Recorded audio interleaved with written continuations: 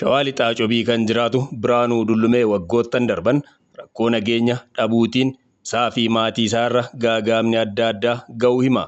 Kanaanis qe'eef qabeenya qabu dhiisee godaaneera. Wanti jiruu ture marti jala manca'eera. Egeree ofiifis ta'ee maatiidhaaf kan abdatamu dhibee rakkoo nageenyaatiin hunduu miidhameera. Kun rakkoo wal fakkaataa hawaasni naannawaa rakkoon jireenyaa dhibe keessa jiraatudha. Haalli nageenya isaa baay'ee ulfaataadha. Egaa ani qe'ee fi qabeenyaa koorraa buqqa'ee qabeenyaa fi qe'ee koorraa yeroo buqqa'u sana baay'ee ulfaataa haalli isaa sukkaneessaa ture. Egaa nan itti dhabe immoo waan baay'eedha. Qabeenyaa manaa nan dhabee, horii nan dhabee, midhaan koo nan dhabee. Ergan dhufee gara biyya kanaatti baqadhee immoo homaa wanti naa ta'es hin jiru. Mana kiraa kaffaluu dadhabeen olii gadi mana kiraarra deddeemaa ture. Ijoollumti koollee mana barumsaa dhabdee. Mana barumsaa dhabuu bichaa miti uffatan dhabdee, caammaan dhabdee, waan nyaattu dhabdee. Egaa rakkoon baay'ee namatti ulfaata.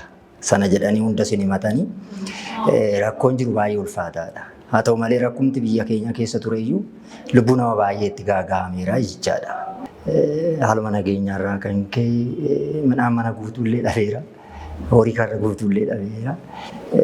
Sana bichaayyuu miti immoo ergan gara hojii mootummaatti dhufees immoo wanta baay'een dhabe.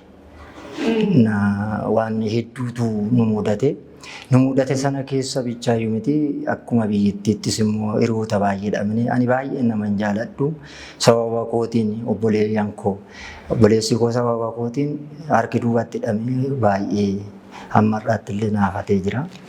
Haati koo fi haati isaa kan waliin dhalatan harki duubatti hidhamee dugda isaarratti illee kan waan hin cobellee jira. Baay'ee gadhee dhagaa sun suura isaatiin illee jira. Laalchuun isaa sun baay'ee ulfaataadha. Ijoollee qaalii taate suma kana biraan illee baay'ee kan dhabne jira.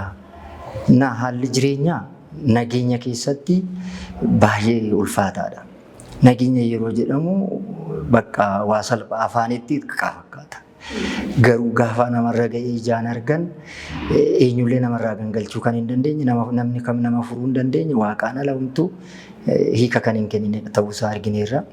Maaliif wanta na argee jira jechaadha. Na bukkee dhuuntilee namni yeroo baddalame argeeraan akka dheeressaa Hayilee jedhamu wayii manuma koo cinaa ollaa kootti kan du'ee jira. Ulfaataadha. Kana malee qabeenya horiitti lakkaa'amu qabeenya birriitti shallagamee jiru baay'ee hanga miliyoona 3tti kan shallagamee godinni illee naa kennee iyyadhullee ittiin oromoo jedhamee kan naa laatame jira. Sun jechuun baay'ee ulfaataadha nageenya. Egaa biyya keenya immoo yoo fudhannee ilaallu immoo akka magaalaa wayii turte magaalaa sana inni ol deemu hin gubaa, inni dakaa ol dhufu hin gubaa. Idduma diruma ishiitiyyuu gara manoota 100 fi mana 200 ol jira hanga 100 dhugbateera manni katamaa magaalaa sana keessa jirtu jechuudha. Kuni maal inni hojjetan nageenya irraayi. Qabeenya horii kanan dhabeedha. Kanuma midhaan illee guutaraadha baay'ee gara kuntaalaa 22 dhabe. Mana jireenyaa magaalaadhaa qabu looshinan dhabe. Qabeenyaan achi keessa jiru waan asitti mun qabu mana tokko kan guutu bamulu isaa kan ta'uun dhabe. Lamaffaan immoo akkuma nama kamiittiyyu hojjetaas nan ture sismiindaa kusin dhabe. Waan jireenyaa haalli jireenyaa yeroo jedhamu dubbatamu malee kunumti illee hiika qaba osoo sitti himee jechuudha. Kunumti illee hiika qaba. Maaliif egaa kun akkas jechuun waan bareedu waan baay'ee ofirraan qabu wanta ta'eef yeroo tokko egaa baay'een dhabe. Bulaa'umti koollee sun akka tafuun sun anallee nabuunsaa anaati koo waliin dhalatan sun illee akkaataa sana ta'uudhaan hiriyaan koo baay'een du'uun isaaniitiin utuu nama du'eessitti lakkaa'ee daangaa kana hidheen ibsu. Egaa maaliif kun baay'ee nageenya warraa dhufe.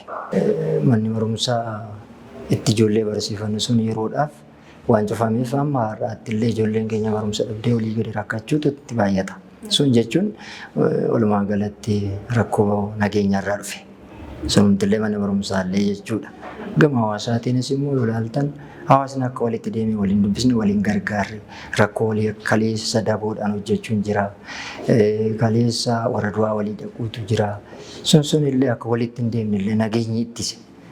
Na iyyi walii kalee mata rakkoo walii irratti wal gargaarsuudhaaf waliif kaatan hin hafe. Sun maaliif dhafe? Haaluma nageenya irraa hafe. Inni biraa kakootti waan nan jedhu mootummaanis otoo waa hundumaa gara xiyyeeffannaa ofiisaa gara nageenya walii galchuutti fidee namoota kanoo akkuma amma sila araaraaf jedhee namoonni daandiitti ba'anii haati siinqee abbaan gadaa hundi kadhataniitti utuu kadhataniituma hundayyuu gara nagaa kanatti fidan. Kun Itoophiyaa keessa waanta ta'eef lammii biraa miti waanta ta'eef hunduu lammii Itoophiyaati waanta ta'eef kun immoo dhageettiinsaa hundaa'ee sirriitti bal'ate utuu gara tokkummaatti dhufanii nagaan kun hin dhufa jedhee akka